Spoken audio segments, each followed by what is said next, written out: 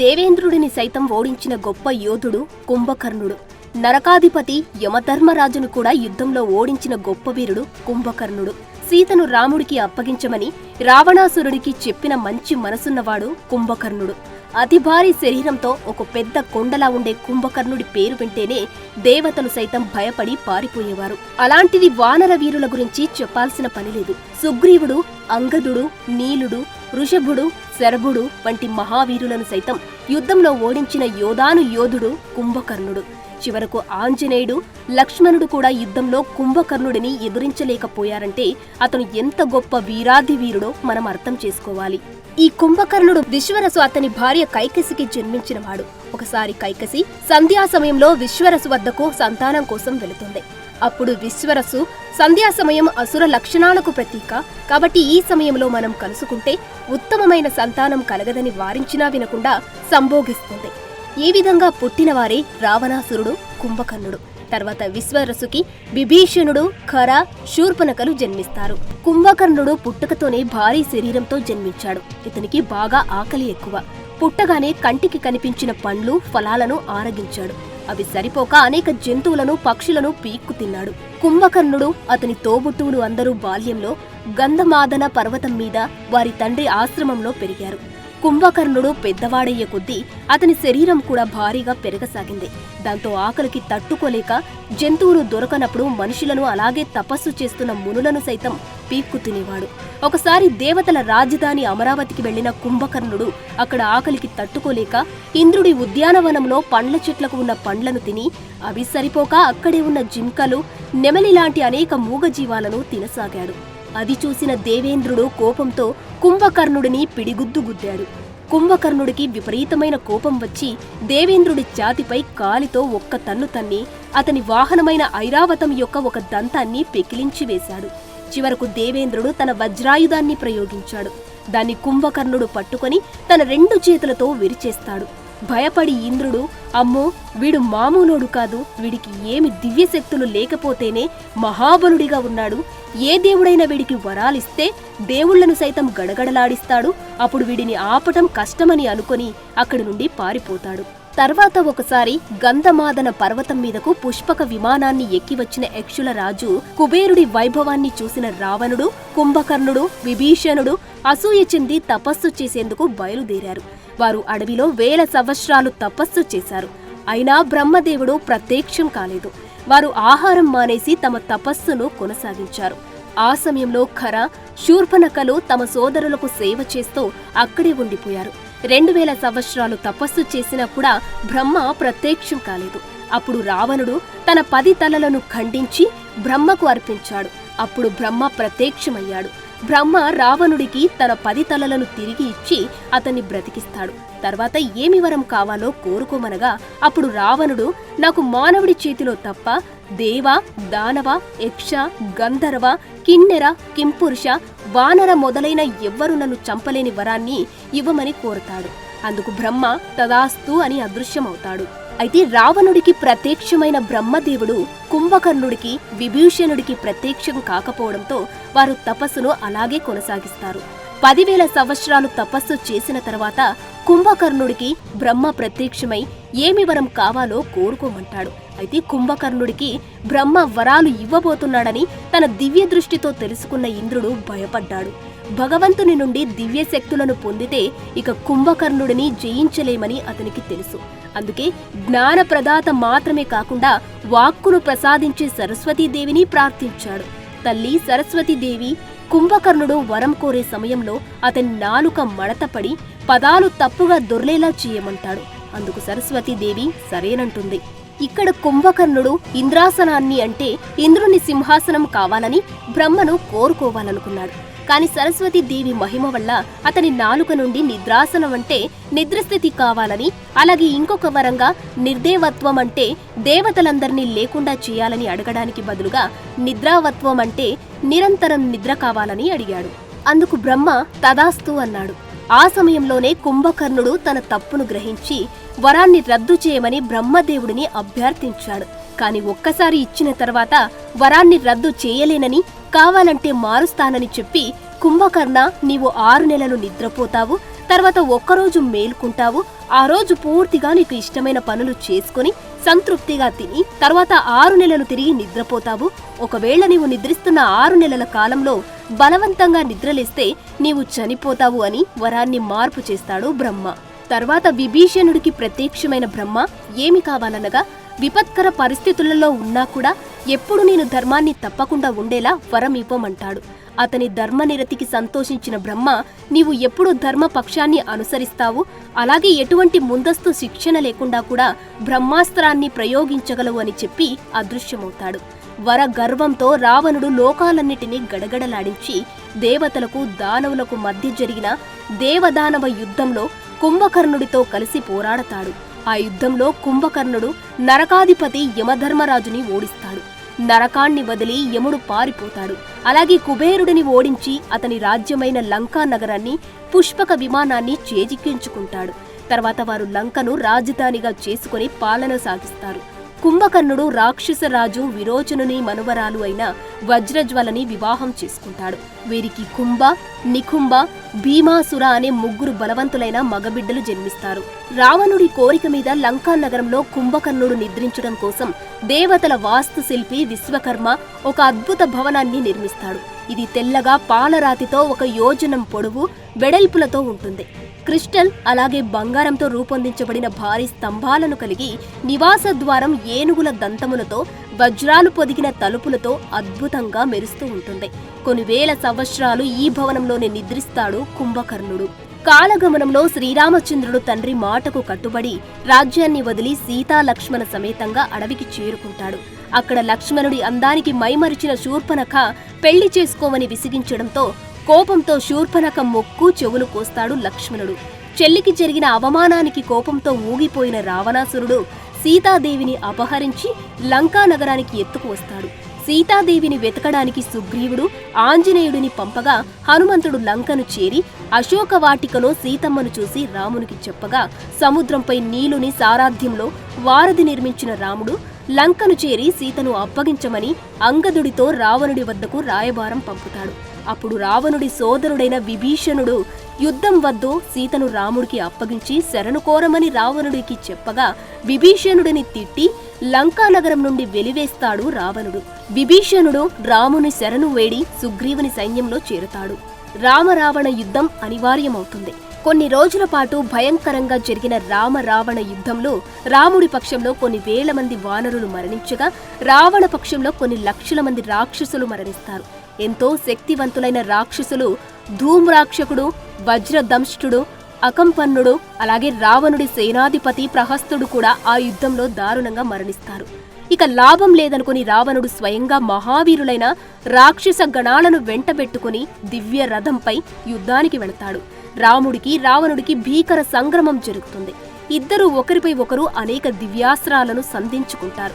చివరకు ఆ రోజు జరిగిన యుద్ధంలో రావణుడి రథం, గుర్రాలు, ఛత్రం, ధ్వజం ధ్వంసమయ్యాయి. కిరీటము నేలపై పడుతుంది. ధనస్సు చేజారిపోతుంది. ఈ రోజుకు విశ్రాంతి తీసుకుని రేపు యుద్ధానికి రమ్మని రాముడు రావణునికి చెప్పగా అవమాన భారంతో రావణుడు లంకలోకి వెళ్లిపోతాడు. ఇక లాభం లేదని కుంభకర్ణుణ్ణి నిద్రలేపమని తన అనుచరులను ఆజ్ఞాపిస్తాడు. అయితే బలవంతంగా నిద్రలేపితే కుంభకర్ణుడికి ఆయు క్షీణమని రావణుడి భార్య మండోదరి చెప్పినా వినిపించుకోడు రావణుడు. రాక్షస వీరులంతా ఎన్నో రకాల ఆహార పదార్థాలు, మద్యాలు తీసుకుని కుంభకర్ణుడి మందిరానికి వెళ్లారు. అతని ఊపిరి తాకిడికి వారు మందిరంలో ప్రవేశించడమే కష్టమైంది. కుంభకర్ణుడి ఉచ్ఛ్వాస నిశ్వాసలు చేస్తుంటే నిద్ర లేపడానికి వచ్చిన సైనికులు కుంభకర్ణుడి నాసిక రంధ్రాలలో లోపలికి వెళ్లి బయటకు వస్తారు. వాడి ముందు ఆహారాన్ని, మద్యాన్ని ఉంచి పెద్ద పెట్టున భేరీలు మ్రోగించారు. గదలు, ముసలాలతో పొడిచారు. ఇక లాభం లేదని గుర్రాలు, గాడిదలు, ఒంటెలు 1000 మదగజాలతో తొక్కించారు. అయినా ప్రయోజనం లేదు. జుట్టుపట్టి లాగారు, చెవులు పొడిచారు, కరిచారు, నీళ్లు పోశారు. కుంభకర్ణుడి చెవులల్లోకి చల్లటి నీరు పోశారు. అప్పటికి వాడిలో కాస్త కదలిక కలిగితే అదే అవకాశంగా రాక్షస సైన్యం అంతా కలిసి ఒక్కసారిగా అరిస్తే అప్పుడు కుంభకర్ణుడు నిద్ర నుండి లేచి తన 2 చేతులు విరుచుకొని పాతాళ గుహ లాంటి నోరు తెరిచి ఆవలిస్తాడు. వాడి దృష్టి వెంటనే అక్కడ ఉన్న మాంసపు రాసులు, అన్నము రాసులు, రక్తం కడవలు, మద్యం బాండాల మీద పడుతుంది. వాటిని తిని త్రాగి తేంచిన తర్వాత రావణుని ఆజ్ఞను విన్నవించారు రాక్షస వీరులు. కుంభకర్ణుడు స్నానం చేసి మరింత మద్యం త్రాగి రావణుడి అంతఃపురానికి బయలుదేరాడు. అతను నగరంలో నడుస్తుంటేనే భూకంపం వచ్చినట్టు లంకానగర భవనాలు ఊగిపోసాగాయి. జరుగుతున్న యుద్ధాన్ని, తనకు జరిగిన అవమానాన్ని కుంభకర్ణుడికి చెబుతాడు రావణుడు. అయితే సీతను ఎత్తుకువచ్చి నీవు తప్పు చేశావని, పరాయి స్త్రీ తల్లిలాంటిదని, ఇప్పటికైనా సీతను రాముడికి అప్పగించమని రావణుడికి సలహా ఇస్తాడు కుంభకర్ణుడు. అందుకు రావణుడు కోపగించుకొని, విభీషణుడిలాగా నీవు కూడా రాజ్యాన్ని వదిలి వెళతానంటే వెళ్ళు, అంతేకాని నాకు ఉచిత సలహాలు ఇవ్వకు అని అంటాడు రావణుడు. తన మేలు కోరి ఇచ్చే సలహాలు రావణుడి చెవికి ఎక్కవని గ్రహించిన కుంభకర్ణుడు ఈ పరిస్థితులలో రావణుడిని ఒంటరి చేసి వెళ్లడం కరెక్టు కాదని, చావో బ్రతకో అన్న రావణుడికి అండగా ఉండి పోరాడాలని నిశ్చయించుకొని తాను రామలక్ష్మణులను సకల వానరసేనను భక్షించి పరిస్థితిని చక్కదిద్దుతానని రావణుడికి మాట ఇచ్చి అగ్నిలా వెలిగిపోతూ కాలపాశ సదృశ్యమైన తన ఈటెను పట్టుకుని కోటగోడను ఒక అంగలో దాటి కుంభకర్ణుడు యుద్ధానికి వస్తాడు. 600 ధనువుల ఎత్తు, 100 అడుగుల కైవారంతో ఉన్న ఆ మహాకాయుడిని చూడగానే వానరసేనలు పారిపోసాగాయి.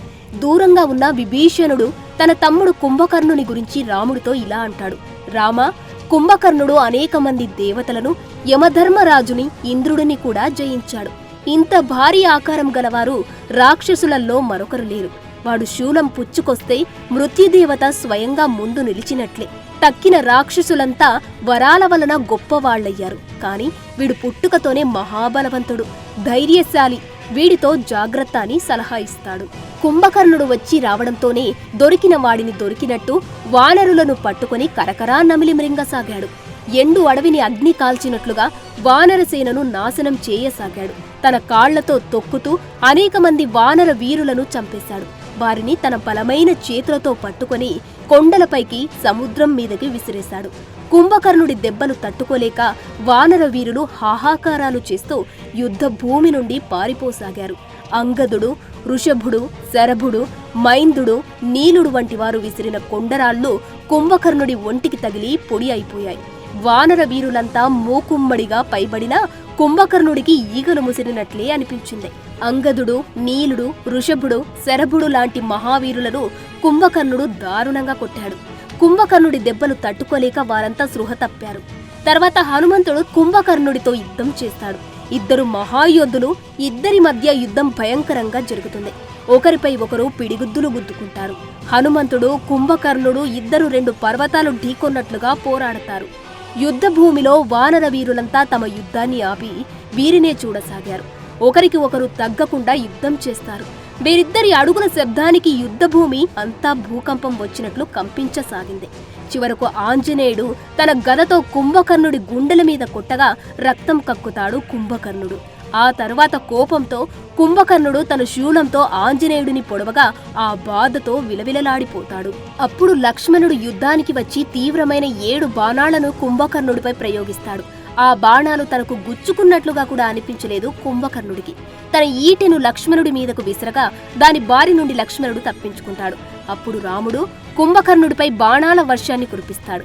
వాటి నుండి తప్పించుకున్న కుంభకర్ణుడు కోపంతో యుద్ధభూమి అంతా కలియ తిరుగుతూ తన చేతులతోనూ కాళ్లతోనూ అందర్నీ దారుణంగా కొట్టసాగాడు. వాడిని నిలవరించడానికి ఎందరో వానరులు వాడి మీదకు ఎక్కినా వాడు వాళ్లను విదిలించేశాడు. చివరకు వాలిని చంపిన రౌద్రాస్త్రం అనే అస్త్రాన్ని కుంభకర్ణుడిపై ప్రయోగిస్తాడు రాముడు.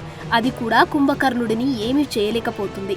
అప్పుడు సుగ్రీవుడు కుంభకర్ణుడిపై యుద్ధానికి వస్తాడు. ఇద్దరూ భయంకరంగా ద్వంద్వ యుద్ధం చేస్తారు. చివరకు సుగ్రీవుడు కుంభకర్ణుడి దెబ్బలు తట్టుకోలేక సృహ కోల్పోతాడు. అప్పుడు కుంభకర్ణుడు సుగ్రీవుడి మెడను పట్టుకుని లంక వైపు బయలుదేరుతాడు. దారిలో సృహ వచ్చిన సుగ్రీవుడు కుంభకర్ణుడి చెవులు గిల్లి, ముక్కు కొరికి నేర్పుగా తప్పించుకొని ఎగిరి మళ్లీ వానరసేన వైపు పరిగెత్తుకొస్తాడు. దాంతో చిర్రెత్తుకొచ్చిన కుంభకర్ణుడు మళ్లీ తిరిగి యుద్ధభూమికి వచ్చి ఎడాపెడా వానర సైన్యాన్ని తినిపారవేయసాగాడు. ఆ రోజు మొత్తం దాదాపు 15,000 మంది వానరులను కుంభకర్ణుడు దారుణంగా చంపేశాడు. రాముడి పక్షానికి చాలా పెద్ద నష్టం కలిగించాడు. ఇక ఉపేక్షించి లాభం లేదనుకున్న శ్రీరాముడు దివ్యాస్త్రమైన వాయవ్యాస్త్రంతో కుంభకర్ణుడి ఒక చేతిని, ఐంద్రాస్త్రంతో మరొక చేతిని తెగ్గొట్టాడు. మరో 2 మహిమాన్వితమైన శక్తివంతమైన బాణాలతో కుంభకర్ణుడి కాళ్లను నరికేశాడు. అయినా రాహువులాగా కుంభకర్ణుడు ముందుకు పాక్కుంటూ వస్తున్నాడు. అప్పుడు రాముడు ఐంద్రాస్త్రంతో వాడిని సంహరిస్తాడు. కుంభకర్ణుడు భయంకరంగా ఆర్తనాదం చేస్తూ నేల కూలిపోతాడు. వాడి దేహం క్రింద పడి అనేక మంది వానరులు రాక్షసులు నలిగి మరణిస్తారు. కుంభకర్ణుడి మరణ వార్త విన్న రావణుడు ఎంతో శోకించాడు. తమ తండ్రి మరణానికి ప్రతీకారం తీర్చుకోవాలనుకున్న కుంభకర్ణుడి కొడుకులైన కుంభ, నికుంభలు తర్వాత రోజు యుద్ధానికి వెళ్లి అనేక మంది వానర వీరులను హతమారుస్తారు. వీరు కూడా మహాయోధులే. కుంభుడు వీరావేశంతో అనేక బాణాలు సంధించి మైందుడిని, వివిధుడిని మూర్ఛపోగొట్టాడు. తన మేనమామలు పడిపోవడం చూసిన అంగదుడు కుంభునిపై లంఘించాడు. కుంభుని గొద్దుకు అంగదుడు కూడా సొమ్మసిల్లాడు. దానితో సుగ్రీవుడు యుద్ధానికి వచ్చి చాలాసేపు భీకరమైన ద్వంద్వ యుద్ధం చేస్తాడు. చివరకు సుగ్రీవుడి పిడిగుద్దులతో కుంభుడు మరణిస్తాడు. ఇంకోవైపు నికుంభుడు ఒక పెద్ద ఈటెను తీసుకుని వానరుల మీదికొచ్చాడు. హనుమంతుని వక్షస్థలానికి తగిలి ఆ ఈటె ముక్కలైంది. హనుమంతుడి గుద్దుకు నికుంభుని కవచం పగిలింది. ఇద్దరూ ఒకరినొకరు గుద్దుకున్నారు. చివరకు హనుమంతుడు నికుంభుని తల పట్టుకుని మెడలు మెలిపెట్టి విరిచేసి చంపేస్తాడు. ఈ విధంగా రావణుడు చేసిన పని తప్పని చెప్పిన కుంభకర్ణుడు తన అన్నను యుద్ధంలో ఒంటరిగా వదిలివేయకుండా అన్నకు మద్దతుగా రాముడితో యుద్ధం చేసి కుంభకర్ణుడు అతని ఇద్దరు కుమారులు యుద్ధంలో మరణిస్తారు. అయితే పురాణ కథనాల ప్రకారం రావణుడు, కుంభకర్ణుడు వారి పూర్వజన్మలలో శ్రీ మహావిష్ణువు నివసించే వైకుంఠానికి ద్వారపాలకులైన జయ, విజయ అని పిలువబడే దేవతలు. ఒకసారి బ్రహ్మ మానసపుత్రులైన సనకాదులు అని పిలువబడే మహర్షులు విష్ణుమూర్తిని చూడడానికి వైకుంఠానికి రాగా ద్వారపాలకులుగా ఉన్న జయ, విజయులు చిన్న బాలురుగా ఉన్న వీరిని చూసి లోపలికి వెళ్లకుండా అడ్డుకుంటారు. దీంతో సనక కుమారులకు ఆగ్రహం వచ్చి జయ విజయులను భూలోకంలో జన్మించమని శపిస్తారు. చివరకు జయ విజయులు తమ తప్పు తెలుసుకొని శాప విమోచనాన్ని చెప్పమని నారాయణుడిని అడగ్గా, మీరు వైష్ణవ భక్తులుగా 7 జన్మలు గాని లేక మహావిష్ణువు పైన వైరంతో 3 జన్మలు ఎత్తితే శాప విమోచనం జరుగుతుందని చెప్పగా, అప్పుడు జయ విజయులు, తండ్రి నారాయణ, 7 జన్మలు అంటే కొన్ని కోట్ల సంవత్సరాలు పడుతుంది. నిన్ను చూడకుండా మేము భూలోకంలో అంతకాలం ఉండలేము. నీ విరోధులుగా 3 జన్మలు ఎత్తి త్వరగా నిన్ను చేరుకుంటామంటారు. ఆ విధంగా జయ విజయులు భూలోకంలో మొదటి జన్మలో హిరణ్యాక్ష, హిరణ్యకశిపుడిగా జన్మిస్తారు. హిరణ్యాక్షుడిని శ్రీ మహావిష్ణువు వరాహస్వామి అవతారంలో సంహరించగా హిరణ్యకశిపుడిని నరసింహస్వామిగా అవతరించి సంహరించాడు. తర్వాత జయ విజయులు 2వ జన్మలో రావణుడు, కుంభకర్ణుడిగా జన్మిస్తారు. వీరిద్దరిని శ్రీ మహావిష్ణువు శ్రీరాముడిగా అవతరించి సంహరించాడు. తర్వాత జయ విజయులు 3వ జన్మలో శిశుపాలుడు, దంతవక్త్రుడుగా జన్మిస్తారు. అప్పుడు వీరిద్దరిని శ్రీ మహావిష్ణువు శ్రీకృష్ణుడిగా అవతరించి సంహరించాడు. హిరణ్యకశిపుడు, కుంభకర్ణ, దంతవక్త్ర వంటి 3 జీవితాలను గడిపిన విజయ చివరకు వైకుంఠానికి తిరిగి చేరుకుంటాడు.